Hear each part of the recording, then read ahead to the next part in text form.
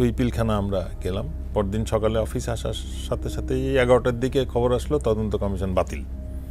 আমি ঠিক আছে, ফাইন। মানে এটা তাহলে হয়েছিল কতক্ষণের জন্য? মৌখিক আদেশে টিকেছিল 24 ঘন্টারও কম বলা যায়। এটা বাতিল হলো এবং ঠিক 12টা 1টার দিকে আবার খবর আসলো যে নতুন কমিশন হয়েছে, সেটাতে আমি নাই।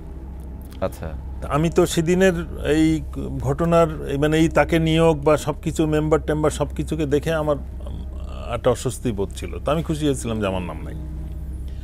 পরে যখন আমাদের আর্মি হেডকোয়ার্টার অফিস 2:30 পর্যন্ত, 2টার দিকে আবার ফোন আসে যে স্যার কমিশনে আপনার নাম না থাকা ইয়াং অফিসাররা সবাই এটা করে দিছে, ভেটো দিছে যে এই কমিশনে আমি না থাকলে তারা কমিশন মানবে না। রাইট। তো স্যার আবার আপনাকে নিয়োগ করা হয়েছে, কিন্তু আজকে বিকালে যে 3টার সময় বিডিআর এর পিলখানাতে আমাদের অফিসার্স মেসে বসার কথা, ওই মিটিংটা বাতিল হয়েছে।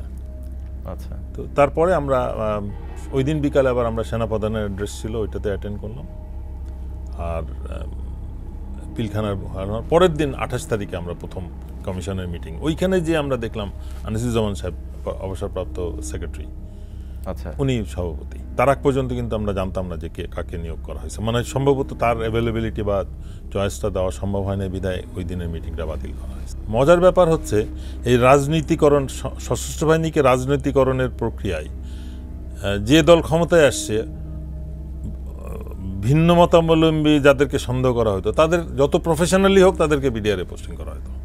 আচ্ছা, মানে খুব একটা প্রফেশনাল অফিসার যারা আর্মিতে অনেক ভালো করার কথা তাকে বিডিআরে দিয়ে দিল। মানে অন কাইন্ড অফ একটা ট্রেন্ড হয়ে গিয়েছিল। দুই পক্ষই মোস্টলি যে দুই দল ক্ষমতায় আসছে তারা অপোনেন্টকে পাঠিয়ে দিত বিডিআরে।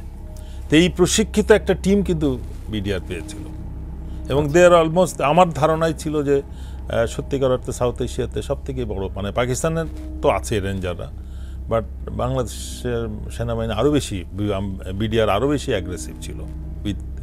এবং যার পরিপ্রেক্ষিতে এই যে রৌমারি পাদোয়ার যে ঘটনাগুলো আমরা শুনি, সত্যিকার অর্থে আমাদের বিডিআরের ডিজিরা যে প্রিন্সিপালটা ফলো করতেন, যে বিডিআরের, এবং একটা সময় কিন্তু অনেক নিয়ন্ত্রণে ছিল, পাকিস্তানে তো এটা টোটালি নিয়ন্ত্রণে, এখানে ওই একটা মারলে 3টা মারবা। প্রথমে ছিল 2টা, পরে লাস্টের দিকে আদেশ হলো যে একটা মারলে রিপোর্ট দিবা একবারে 3টা মেরে, মানে 3টার মধ্যে একটা বিএসএফ হইতে হবে, এই ধরনের ছিল। এই অ্যাগ্রেসিভ অ্যাটিটিউড থেকেই কিন্তু আমাদের ট্রেনিংটা। সত্যিকার অর্থে যে কোনো ফোর্সেরই কিন্তু একটা এনিমি প্রয়োজন হয়। আমরা গত 16 বছরে দেখলাম আমাদের কোনো শত্রু নাই। মানে আমাদের যাদেরকে ভিত্তি করে বিডিআর ডিউটি করবে বা বিজিবি ডিউটি করবে বর্ডারে, আমার যদি অপোনেন্ট আমার ফ্রেন্ড হয় তাহলে আমি কি করে ডিউটি করব? দরকারই তো নাই। আমার সশস্ত্র বাহিনীর কোনো শত্রু নাই। তো সেই জন্য এটা ওই যে রাস্তাঘাট এগুলো বানানোর কাজে, ইভেন ইউনিভার্সিটি বানাচ্ছে।